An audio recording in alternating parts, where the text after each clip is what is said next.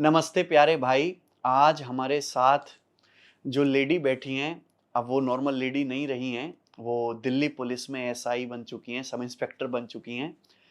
और बहुत बड़ी बात है, सीपीओ के एग्ज़ाम में एसएससी सीपीओ 2024 का जो पेपर हुआ था, मात्र 5300 वैकेंसी थी। उसमें दिल्ली पुलिस की जो मेल की वैकेंसी थी वो 125 थी और गर्ल्स की वैकेंसी मात्र 61 थी। 61 वैकेंसियों में जहां पूरा इंडिया नेशनल लेवल पर कम्पिटिट कर रहा है, उसमें से एक पोस्ट निकालना और सिलेक्ट होना, ये बहुत बड़ी बात है। और स्नेहा शर्मा से हम पूरी बातचीत करेंगे कि इन्होंने कैसे कैसे तैयारी करी। सबसे बड़ी बात है कि इन्होंने यही पेपर नहीं, इसके अलावा 6-7 पेपर और दिए और क्लियर भी किए। IB ACIO2, CRPF head constable और कौन कौन से, और SBI जे बैंकिंग के क्षेत्र में जो क्लर्क का होता है। हाँ। और CRPF HCM, CGL प्री का क्लियर किया था, GD क्लियर किया, जिसमें BSF मुझे मिली थी पर मैंने ज्वाइन नहीं किया। ये ऑलरेडी CHSL 2024 का पेपर क्लियर करके 6-7 महीने से वहाँ पे काम भी कर रही हैं। अब यहाँ से रिजाइन करके दिल्ली पुलिस एसआई की जो है जॉब ज्वाइन करेंगी। ये तो सब छोटी बातें हैं। मैं आपको बताऊं, आप तो रोते रहते हो कि हम लड़के हैं, कोई सपोर्ट करने वाला नहीं है, ये है वो है। ये मैरिड हैं, विवाहित हैं, और विवाहित होते हुए इन्होंने घर को भी संभाला, क्योंकि विवाहित महिला के साथ जैसे उनको घर को भी देखना है, खाना भी बनाना है, उसके बाद तैयारी भी करनी है, लाइब्रेरी भी जाना है, सिलेबस भी पूरा करना है, मॉक टेस्ट भी लगाना है, उसके बाद खुद को भी देखना है, घर वालों को भी देखना है। कितनी बड़ी जिम्मेदारी हो जाती है। और उसके बाद अपनी मन चाहे ड्रीम जॉब इन्होंने निकाली है, तो इनके लिए तालियां तो बजती हैं हमारी तरफ से। और इन्होंने जो अपनी जर्नी है, आप बिहार से हैं, बिहार में किस जिले से हैं? पटना जिले से मैं। पटना से ही हैं। जी सर। तो कब आपने जो आपकी स्कूलिंग वगैरह हुई है, जो ग्रेजुएशन हुई, वो बिहार से ही करी है? जी, हर चीज़ बिहार से ही हुई है। अभी बस मैं जब CGCA में पोस्ट हुई हूँ उसके बाद ही दिल्ली आई हूँ। अच्छा, तो फिर आपकी शादी कब हुई थी? शादी मेरी 2022 में ही हो गई थी। 2022 में ही शादी हुई, तो उसके बाद भी आप तैयारी कर रही थी शादी के बाद? सर मैंने उसके बाद ही तैयारी स्टार्ट की 2023 में। हाँ। और 24 में मेरा सिलेक्शन हुआ। 24 में, ओके। तो ये जो आपकी अब जॉब मिल गई है दिल्ली पुलिस सब इंस्पेक्टर की, इसके आगे भी आपको तैयारी करनी है कि अब आपको यही जॉब मन से करनी है?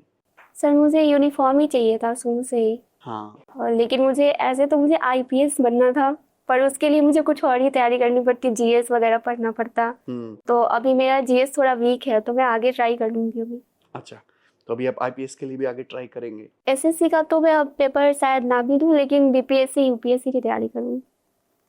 चलो, उसके लिए भी आपको बहुत बहुत शुभकामनाएं। तो आपने मेहनत बहुत करी है फिर ना? आप ये मानते हैं कि आपने मेहनत बहुत करी है? सच सच बताइए। हाँ, 1 साल मैंने बहुत मेहनत की है। लगता है ना इंसान को, जैसे मैं खुले मन से कहता हूँ भाई मैं मेहनत करता हूँ और डेली मेहनत करता हूँ, 14-15 घंटे में काम करता हूँ, मुझे इस बात पे घमंड है, मैं अपनी मेहनत पे फक्र करता हूँ। तो इन्होंने भी ये जो चीज़ हासिल करी है, बहुत मेहनत से, बहुत संघर्ष के बाद मिलती है। बैठे बिठाए किसी को कुछ भी नहीं मिलता। तो 1 साल आपने पूरा डेडिकेटेड इस तैयारी को दिया। और कब विचार आया कि भाई हम सीपीओ की तैयारी करते हैं और दिल्ली पुलिस ऐसा ही बनती? वर्दी तो आपको पसंद थी, कब से आपने सोचा ये? जब मुझे SSC के बारे में पता चला तो मुझे CGL, CPO और CHSL 3 चीज़ों का पता चला। हाँ। तो CGL से तो मैंने ये सोचा था कि मैं GST इंस्पेक्टर लूँगी, क्योंकि मुझे उसमें भी यूनिफॉर्म चाहिए थी। हाँ। और एक तो मुझे CPO का पता चला, तो CGL भी दिया था मैंने, प्री उसमें क्लियर हो गया था, मेंस में 2-3 मार्क्स के लिए रह गई मैं। तो वैसे भी उसमें अगर मिल भी जाता तो PA से ही मिलता। फिर मेरा CHSL हो गया तो मैंने इधर ज्वाइन कर लिया। और CPO का पेपर मैंने प्री मेंस दे रखा था पहले से, फिजिकल भी हो रखा था। फिर मैंने सोचा सिर्फ मेडिकल ही बाकी है, तो उसके लिए भी मैं 100% श्योर थी कि मेरा मेडिकल क्लियर हो जाएगा। तो फिर मैंने प्रेफरेंस भी दिल्ली का दिया ताकि मैं आगे जाके CPO ज्वाइन कर सकूँ। ओके। तो आपने तैयारी शुरू करी, तो इसमें मैथ्स है, रीजनिंग है, इंग्लिश है और GS है। GS आपका वीक है जैसे आप बता रहे हैं। एक एक सब्जेक्ट पे बात करते हैं। आपने मैथ्स कैसे तैयार करी अपनी? सर मैथ्स तो पहले मैंने पूरी प्रीवियस ईयर खुद से बनाया पहले। उसके बाद जो चीज़ें बिना कॉन्सेप्ट पढ़े अपने PYQ सीधे बनाए? पहले मैंने किरण पब्लिकेशन की बुक ले ली कि मुझे अब प्रिपरेशन स्टार्ट करनी है, तो वो लेकर के 1-2 महीने खुद ही से बना रही थी मैं। तो मतलब मैथ्स मेरी पहले से अच्छी थी, तो मैं बना पा रही थी सारे क्वेश्चंस। लेकिन कुछ एडवांस मैथ्स के जो चैप्टर्स थे, फिर डिस्काउंट वगैरह हो गया, या फिर एक मिक्सचर था जो मैंने आपसे अच्छे से क्लियर किया आपसे पढ़ के। तो कुछ कुछ चीज़ें थी, तो फिर मैंने सर्च किया यूट्यूब पे, फिर आपका वीडियो आया सामने, तो फिर मैंने उससे तैयारी की। ये वो स्टूडेंट हैं जो बहुत ही ज़्यादा टैलेंटेड होते हैं, जिन्हें किसी टीचर के सहारे की फुल फ्लैज ज़रूरत पड़ती नहीं है, जो सेल्फ स्टडी भी बहुत अच्छा करते हैं और अच्छा कर ले जाते हैं। तो उन्होंने अपनी जो पूरी तैयारी करी है वो यूट्यूब से और सेल्फ स्टडी से ही करी है। तो आपने यूट्यूब पे हमारी मैथ्स की एडवांस मैथ वाली वीडियोस देखी ज़्यादातर ना? आपकी जो लंबी लंबी वीडियोस होती थी हाँ, जैसे प्रोबेबिलिटी, मुझे बिल्कुल भी वो मैं भूल गई थी। 10th में पढ़ा था मैंने, पर मैं पूरी भूल गई थी। फिर मैंने आपके वीडियो से वो किया। फिर परम्यूटेशन एंड कॉम्बिनेशन, उसका आपने अलग से वीडियो बना रखा था, वो भी किया मैंने। मिक्सचर तो बिल्कुल ही मुझे समझ ही नहीं आया था कि मैं उसे कैसे थोड़े समय में सॉल्व करूँ, तो वो फिर मैंने किया आपसे। अब मिक्सचर वगैरह। अच्छा, यूट्यूब पे आप देखते हो कि कोई भी पेपर होता है तो हम उसका सॉल्यूशन कराते हैं बेस्ट सवालों का। कोई एग्जाम हुआ तो उसके 1000 क्वेश्चन है, मैंने उसके बेस्ट 100 बेस्ट 50 करा दे। वो वीडियोस आप देखते थे? यस सर, वो 50 क्वेश्चंस वाले देखे हैं मैंने। उसके मैंने नोट्स भी बनाए थे, पर वो मैंने अभी बिहार में ही छोड़ दिया है, तो वो मैं लेके नहीं आ पाई आपको दिखाने के लिए। नहीं कोई बात नहीं, पर नोट्स नहीं ला पाए, पर ये बहुत अच्छी डायरी लेके आए। सीखो टॉपर्स की डायरी कैसी होती है। मैं हमेशा कहता हूँ कि तैयारी अगर शुरू कर रहे हो स्टार्टिंग फेज में, जब आपका सिलेबस पूरा हो गया तो आप कुछ भी करो, लेकिन जब आप सिलेबस कंप्लीट करो तो टारगेट बेस्ड पढ़ाई होनी चाहिए। कैसे टारगेट सेट किए जाते हैं आप देख रहे हो इनकी डायरी। ये मैंने वो बना रखा था, कितने दिन में खत्म करने हैं वो सब। हाँ, ऊपर ही लिखा हुआ है टू डू लिस्ट है, कितने दिन में खत्म करना है। इंग्लिश में आज ये पूरा करना है, नोट्स रिवीजन करने, न्यूज़पेपर प्लस एडिटोरियल, PYQ, ये दिखाई दे रहा है आपको इनका। इस तरीके से डेली की जो है डायरी बनाते थे, उसमें टारगेट लिखते थे, टू डू लिस्ट। मैथ्स में सेक्शनल टेस्ट लगाना है, प्रीवियस रिवीजन करना है, फिर कंप्यूटर में लेक्चर 11 एंड 12, मॉक, टाइपिंग, जो जो पूरा हो जाता था उस पर टिक करते जाते थे। मान लो किसी दिन कोई नहीं होता था, बहुत बार ऐसा। 100% तो पूरा कभी नहीं होता होगा ना? नहीं, कभी कभी 1-2 रह जाता था। वैसे मैं कोशिश करती थी कि मैं कंप्लीट कर लूं। आपने मोर देन 90% टारगेट पूरा कर रखा है। एक आध वैसे जो नहीं हुए वो मुझे ये बहुत बड़ी बात है कि बच्चे टारगेट इतना बड़ा बना लेते हैं, एक दिन में वो 3 दिन का टारगेट बनाते हैं। जब पूरा नहीं है तो फिर खुद को कोसते हैं, और जो 2-3 दिन बाद रिदम बिगड़ जाता है तो फिर तैयारी छोड़ देते हैं। ऐसा ज्यादातर बच्चों के पास होता है। आपने जो टारगेट बनाया है, जो यहाँ पे दिख रहा है, देखो सब पे रेड टिक लगा हुआ है, यानी कि टारगेट 90% पूरे हुए हैं। हाँ, एक आध पे टिक नहीं है तो उसकी खुशी तो होती होगी कि यार बढ़िया हुआ है। जिस दिन मैं अच्छे से पढ़ लेती थी ना, मैं बहुत खुश रहती थी, और जिस दिन मैं नहीं पढ़ पाती थी मैं बहुत चिड़चिड़ी टाइप की रहती थी। तो ये आप घर पे पढ़ते थे कि लाइब्रेरी से जाके पढ़ते थे? लाइब्रेरी में पढ़ा है मैंने, घर पे नहीं हो पाता। शादी के बाद तो बिल्कुल नहीं। बिल्कुल भी नहीं। हाँ, तो घर पे लाइब्रेरी पे कितने घंटे की आपकी पढ़ाई हो जाती थी? मॉर्निंग में कितने बजे चले जाते थे? सर मेरा ना फिजिकल शुरू से ही बहुत ही वीक था, तो उसके लिए मुझे बहुत ज्यादा स्ट्रगल करना पड़ा है। तो 4 बजे उठ के तो मैं वहाँ चली जाती थी, फिर 7-8 के लिए। हाँ, फिर वहाँ पे एक्सरसाइजेस वगैरह सब होते थे। वहाँ पे पटना में एक फिजिकल क्लब है, तो वहाँ पे आदि भैया के पास चली जाती थी। फिर उसके बाद वो उन्होंने अच्छे से मुझे रनिंग करना सिखाया। 4 से 8 तो मैं वहीं रहती थी। 4 घंटे अच्छे से एक्सरसाइजेस वगैरह की। एक्सरसाइज पे काफी मेहनत की आपने, क्योंकि मेरा कभी स्पोर्ट्स में रहा ही नहीं बैकग्राउंड, तो उसकी वजह से करना पड़ा। फिर 8 बजे मैं आती थी तो ब्रेकफास्ट लंच बनाया, फिर 10 बजे मैं चली गई लाइब्रेरी के लिए, फिर 6 बजे तक वहीं रहती थी, लंच अपना लेके जाती थी। फिर 6 साढ़े 6 तक मैं आ जाती थी घर पे। फिर उसके बाद घर पे आके मेरी पढ़ाई नहीं हो पाती थी, फिर मुझे खाना बनाना पड़ता था। फिर उसके बाद बस उतना ही मेरा हो पाया, 8 घंटे। 8 घंटे, लेकिन ये आपने पढ़ाई 8 घंटे करी है, 9-10 महीने तो करी होगी आपने। और मेरा ये था कि मतलब जब मैं अंदर जाऊँ तो मुझे खुद पे वो हो कि मैंने पढ़ाई करी है, तो मैं मोबाइल में कोई चीज़ और नहीं देखती थी। जैसे या तो मैं यूट्यूब पे सिर्फ पढ़ाई का ही देखूंगी, नहीं तो फिर मोबाइल को अलग साइड में रख दूंगी। मुझे और कुछ देखना ही नहीं होता था, रील्स वगैरह। अगर मैं मान लेते कभी खुल भी गया गलती से, तो मैं पूरा वो हो जाती थी कि नहीं मुझे नहीं देखना है, इसको बंद करके रख दो। अच्छा। तो मैंने वो कभी देखा ही नहीं आज तक। लाइब्रेरी में जैसे ही मैं अंदर गई, उसके बाद कोई रील्स नहीं, कुछ भी नहीं, नथिंग। मॉक टेस्ट भी आप लगाते थे? डेली लगाती थी। डेली एक मॉक टेस्ट? तो उसमें प्रीवियस ईयर के टेस्ट भी आपने लगाए होंगे? हाँ, डेली प्रीवियस ईयर ही लगाती थी, और सैटरडे संडे को जो आते हैं लाइव मॉक्स वो लगाती। All India live free test. Test ranking application पे तो हमने प्रीवियस ईयर के सारे टेस्ट फ्री डाल रखे हैं, वहाँ से भी लगाए आपने? जब आपका आया था उसके बाद उस पे लगाया मैंने। उसी पे लगाए? ओके, अच्छी। और फिर आपने सीपीयू का जो डाला था मेंस का टेस्ट, वो भी दिया था मैंने। तो उसमें वो लिख के आता है ना कि आपके हाई चांसेस है सिलेक्शन के। तो रिव्यू डालते हैं हम बच्चे का। हाँ, तो उसमें लिखा हुआ आता था आपके पे ना स्कोर पे। कितना स्कोर बना है आपका प्री में? मेरे प्री में 162.5 है। ओके, और मेंस में? मेंस में मेरे 181.67 ऐसे समथिंग है। तो टोटल एग्रीगेट 344 बनता है, ऐसे 343.9 समथिंग ऐसे करके है। ओके, तो ये कॉन्सेप्टिंग वाली किताब भी आपकी है? पुराना एडिशन है ना? हाँ, शायद फर्स्ट वाला ही होगा। हाँ, बाइलिंगुअल वाला। अब हमने हिंदी इंग्लिश अलग कर दिया है। तो ये देख रहे हो, ये किताब है, जैसे ये एडवांस मैथ के बाइलिंगुअल वाला है ना। हाँ, ये एडवांस मैथ में ज़्यादा दिक्कत थी ना आपको, ये फॉर्मूले वगैरह को हाईलाइट कर देते। काफ़ी थोड़े थोड़े हाईलाइट कर रखे हैं आपने। मैं ज्यादा पढ़ने में यकीन रखती हूँ, हाईलाइट करने में नहीं। तो कुछ लोग तो किताब लाल पीली काली कर देते हैं पूरी पूरी, उस तरीके से नहीं कर रखा आपने। मुझे बस बहुत ज्यादा जो इम्पोर्टेंट लगता है उसको ग्रीन करती हूँ, और फिर मतलब जो मुझे याद है कभी कभी मैं देख लूँ वो ब्लू रेड से कर रखा है पेन से ही। ऐसे दिखती है टॉपर्स की किताब, देख लीजिए आप।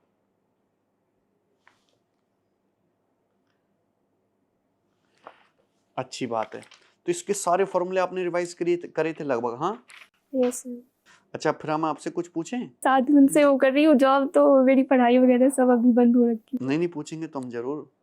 बताओ, अगर ABC अर्थमेटिक प्रोग्रेशन में है तो AQ plus BQ plus CQ minus 3ABC क्या होता है? 1/2 into A plus B plus C, उसके बाद क्वेश्चन में A plus B plus C का whole square minus 3 into AB plus BC plus C होता है ऐसे कुछ। वो तो आपने फॉर्मूला बता दिया। ABC अर्थमेटिक प्रोग्रेशन में तो AQ plus BQ plus CQ minus 3BC 9BD square.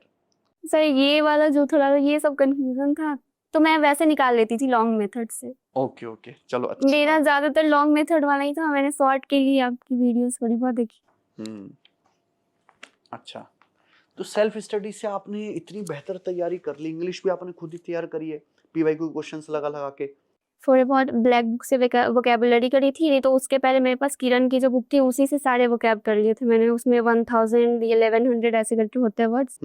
तो सीपीओ में वोकैब का तो बहुत वेटेज है, इंग्लिश ही उसमें ज़्यादातर मेन सब्जेक्ट है। तो कैसे याद करते थे वोकैब? आप कोई डायरी बनाते थे कि किताब से ही रटते रहते थे, कैसे? वो डेली मेरा रहता था, जैसे उसमें टारगेट बना हुआ ना वोकैब का, वैसे ही रहता था 50-50। फर्स्ट में जब मैंने पहली बार खरीदा था, तो उसके बाद 50-50 जब कर लिए 1000 तक कंप्लीट हो गया, तो फिर से रिवीजन चलता था 100-100, फिर वो खत्म हो गया तो फिर 200-200 चलता था डेली का। अच्छा, मतलब उसको एटलीस्ट मैंने 10-15 टाइम्स किया होगा। ये मानते हैं कि अगर कोई बच्चा 10 महीने तक डेली 7-8 घंटे की पढ़ाई कर रहा है तो उसकी तैयारी इतनी हो जाएगी कि वो SSC का कोई भी एग्जाम निकाल ले। तो लेकिन बच्चे ना फिर भी उस तरीके से पढ़ाई कर भी नहीं पाते, डिस्ट्रैक्ट बहुत हो जाते हैं। तैयारी तो बहुत सारे बच्चे शुरू करते हैं, आप तो लाइब्रेरी में जाके पढ़े हो, आपकी लाइब्रेरी में कितने बच्चे होंगे? मेरे में जैसे अलग अलग सेक्शन थे, बॉयज के और गर्ल्स के, तो मेरी वाली जो सेक्शन थी उसमें सिर्फ गर्ल्स ही थी। अच्छा, तो ऐसे बहुत सारी गर्ल्स थी जो कभी आती थी कभी नहीं भी आती थी, लेकिन 20-30 बच्चे रहते थे हमेशा। आपको क्या लगता है कि जो 20-30 बच्चे लाइब्रेरी आके वहाँ पढ़ रहे हैं गर्ल्स, उसमें सीरियसली कितनी तैयारी कर रही हैं? सच सच बताना। आप तो 9-10 महीने ऑब्जर्व किए हो किसी भी को भी। वो जो मैंने बताया ना रील्स वगैरह का, तो वो मेरा अपने ऊपर कंट्रोल था कि मैं नहीं देखूंगी, लेकिन कुछ बच्चे होते हैं जो देखते रहते हैं उसमें, तो वो उनके लिए डिस्ट्रैक्शन हो जाता है। बहुत कम बच्चे मतलब डेडिकेटेड तैयारी कर रहे थे। वो रील्स वगैरह काफी, लाइब्रेरी में बैठ के वहाँ इंटरनेट तो मिलता होगा ना, मोबाइल में रील्स स्क्रॉल करते रहते हैं। होते होंगे ऐसे बच्चे कुछ होते हैं, वैसे मैंने कुछ को देखा है, सबको नहीं। तो आप तो बिल्कुल मोबाइल का इस्तेमाल वहाँ पे करते नहीं थे, खुद ही पढ़ते रहते थे, या मॉक टेस्ट लगाए या यूट्यूब से क्लासेस देखी। फिर कभी कभी एंटरटेनमेंट भी इंसान को चाहिए होता है, तो आप मनोरंजन के लिए क्या करते थे? तो जैसे लाइब्रेरी का, जैसे यहाँ पे एंटर किया मैंने लाइब्रेरी में, तो वहाँ से मेरा वो बंद हो गया। लेकिन फिर लंच टाइम में मुझे 10-20 मिनट का टाइम मिलता था, तो ऊपर में कैफे था, वहाँ पे जाके हम अपना लंच ले जाके लंच कर सकते थे। हाँ, तो वहाँ पे ऐसा सिस्टम था, तो वहाँ पे मैं 5 मिनट देखती थी, उसके बाद फिर जब मैं अंदर चली गई तो फिर से वो बंद हो गया। तो 5 मिनट ही रहता था मेरा। 3 बजे के करीब मैं लंच करती थी, तो उसी टाइम 3-5 3-10 तक वो लंच किया, फिर नीचे आ गई। ओके।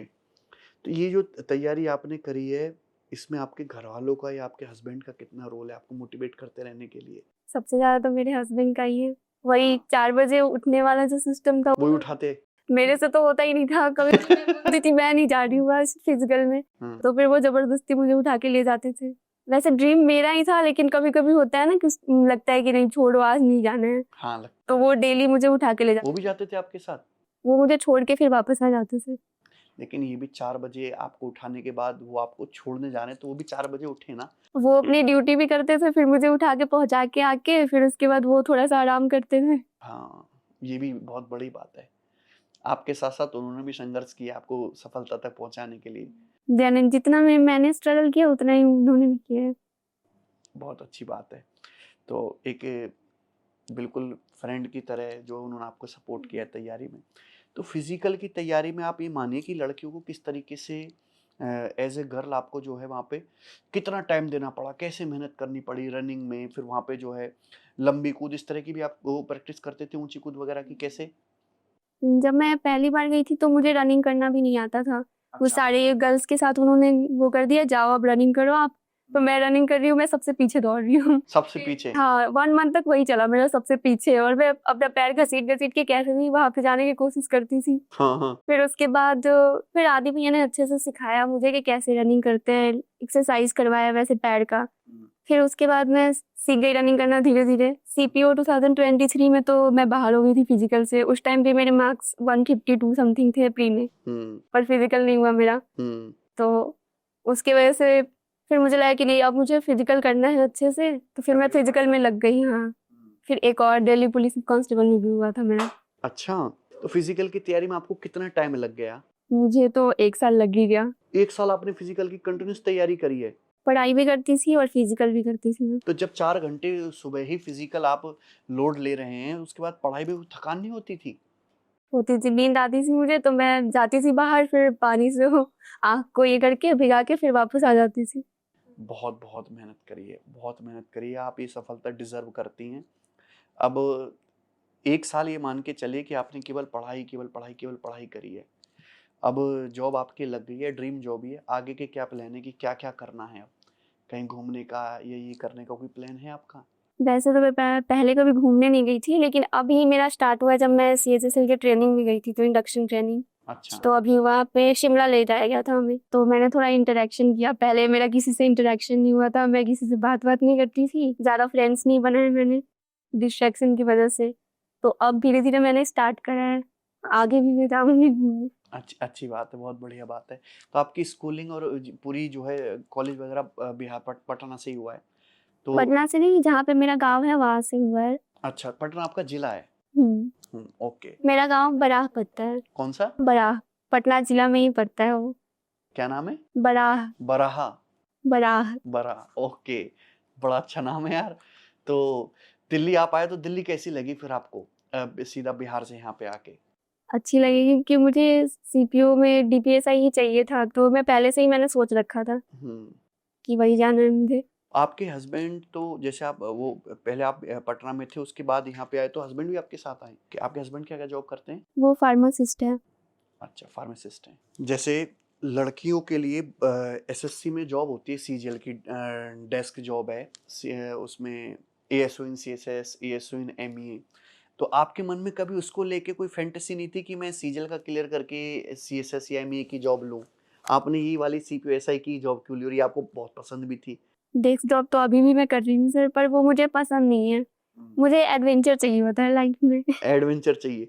आपको लोगों से बात करना, इंटरेक्शन करना, पब्लिक डीलिंग करना अच्छा लगता है? पहले मैं बिल्कुल घर में ही सिमट के रह गई थी कि मैं सिर्फ बुक्स पढ़ रही हूँ, सिर्फ पढ़ाई ही कर रही हूँ, कहीं बाहर आना जाना नहीं है, सिर्फ कोचिंग जाना है फिर वापस घर पे आना है, ऐसा ही था मेरा 10th-12th तक। फिर ग्रेजुएशन तक ऐसा ही रहा है। फिर उसके बाद जब मेरे पापा की डेथ हो गई थी 2020 में, तो उसी की वजह से मेरी जल्दी शादी ही करा दी गई थी। तो फिर उसके बाद जब मैं अपने हस्बैंड के साथ रहने लगी तो फिर उन्होंने मुझे सपोर्ट किया कि नहीं। मोटिवेट किया आपको तैयारी करने के लिए। बहुत लकी हैं वैसे आप। अच्छी बात है। तो जो लड़कियां भी तैयारी कर रही हैं, गर्ल्स के पास इतना ज़्यादा समय होता नहीं है तैयारी करने का। या तो अच्छे से तैयारी करके 1-2 साल में आप सिलेक्शन लीजिए या फिर शादी करिए। यही चॉइस है ज़्यादातर, और जो कहीं न कहीं ठीक भी है।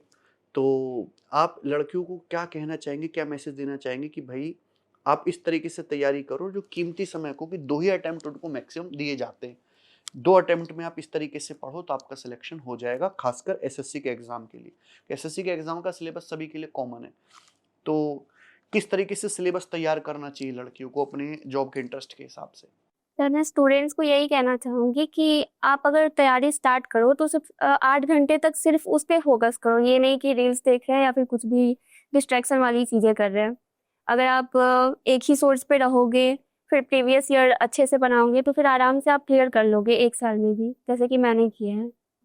मैंने 23 अप्रैल में स्टार्ट करा था लाइब्रेरी जाना। उसके बाद 23 के मेरे सारे एग्ज़ाम्स क्लियर हुए जो भी मैंने दिए। फिर 24 के सारे एग्ज़ाम्स क्लियर हुए तो उसमें मैंने सिलेक्शन लिया सीएचएसएल में। फिर अभी मैंने सीपीयू में लिया। बहुत अच्छी बात है। 1 साल आपने लगभग कंटिन्यूअस पढ़ाई को दिया, डेली 8 घंटे, तब जाके हुआ ना ये हासिल। तो उसमें आप जो है टारगेट बेस्ड पढ़ाई करते थे, तो उसमें कुछ आवर्स भी आपने फिक्स करते थे कि कर रखे थे कि इतने आवर्स इंग्लिश पढ़ना है, इतना मैथ पढ़ना है, कि टारगेट ही बना के पढ़ाई करिए टोटल? ऐसे तो आवर्स रहते थे कि 2 आवर्स देना है मुझे इंग्लिश को या फिर 3 आवर्स मैथ्स को देना है, ऐसा रहता था मेरा। लेकिन हो नहीं पाता था उतने में, कभी-कभी बाहर भी उससे चला जाता था। तो फिर मैं सोचती थी कोई नहीं, पहले इसको कंप्लीट कर लेते हैं, बाद में आवर्स देखेंगे। ओके। तो ये जो टारगेट थे आप लाइब्रेरी बनाने के बाद, लाइब्रेरी में जाने के बाद सेट करते थे? क्योंकि मुझे उसके पहले टाइम मिलता नहीं था। फिर घर पे आने के बाद कोई पढ़ाई नहीं? नहीं, उसके बाद तो फिर नहीं हो पाता था मेरे से। तो लेकिन 8 घंटे की पढ़ाई लाइब्रेरी में आप निकाल लेते थे। तो आजकल तो लाइब्रेरी कल्चर पिछले 4-5 साल में बहुत ज़्यादा आ गया देश में। अगर हम 2020 से पहले की बात करें तो हमारे देश में इतनी लाइब्रेरी नहीं थी, और अब तो लाइब्रेरी में इंटरनेट भी है, हर तरह की सुविधाएं मिलती हैं बच्चों को, वहाँ पे बुक्स भी हैं, कंपटीशन भी है, साथ की तैयारी करने वाले बच्चे भी हैं, सीनियर भी हैं जो उनको गाइड भी कर सकते हैं। लेकिन उसके साथ साथ डिस्ट्रैक्शन भी बहुत हैं। तो जो बच्चे लाइब्रेरी में जाके पढ़ाई करते हैं उनको आप क्या सलाह देना चाहोगे? क्योंकि आपकी तो पढ़ाई पूरी लाइब्रेरी बेस्ड रही है कि भाई लाइब्रेरी में अगर जा रहे हो पढ़ाई करो, लाइब्रेरी पढ़ाई के लिए, पर ये गलती मत करो। वही जो मैंने पहले बोला कि रील्स स्क्रॉल मत करो, फिर और कुछ चीजें मत देखो। बस जो आप यूट्यूब पे अगर आप पढ़ते हो तो वो सिर्फ पढ़ाई की चीजें देखो। अगर आप किसी बैच से तैयारी करते हो तो सिर्फ बैच की चीजें देखो। बाहर आते हो तो फिर आप रील्स देखो, उसके लिए कोई मना नहीं है। पर लाइब्रेरी में हो तो रील्स कहते ही ना देखें, यानी कि आपने लाइब्रेरी में लोगों को रील स्क्रॉल करते हुए बहुत ज्यादा देखा है। करते हैं। चलो, बहुत अच्छा लगा आपसे मिलके। और आपकी रैंक कितनी है? मेरी ऐसे ऑल इंडिया रैंक 174 है और गर्ल्स में 29 है। गर्ल्स में 29 है। कॉन्ग्रेचुलेशन आपको, आपकी जर्नी बहुत बढ़िया हो, ये आपकी मनचाही जॉब है। और दिल्ली में तो आप 6-7 महीने से जॉब कर ही रहे हो, तो दिल्ली में तो आप पूरी तरीके से सेटल हो ही चुके हो। और आपकी जर्नी बढ़िया हो और अच्छे से काम करना है। दिल्ली पुलिस सब इंस्पेक्टर की आपकी जॉब है, ये केवल एक नॉर्मल जॉब नहीं है, जिम्मेदारी है। और एज ए गर्ल आपकी जिम्मेदारी और भी बढ़ जाती है कि आप प्रोटेक्ट करके रखें, और खासकर वुमेन से रिलेटेड अगर कोई क्राइम होता है तो एक लेडी एसआई की ये और भी जिम्मेदारी बन जाती है कि वुमेन से रिलेटेड क्राइम को वो और सीरियसली हैंडल करे। मुझे लगता है आप इस काम को अच्छे से करेंगे। बहुत बहुत कांग्रेचुलेशन। Thank you sir.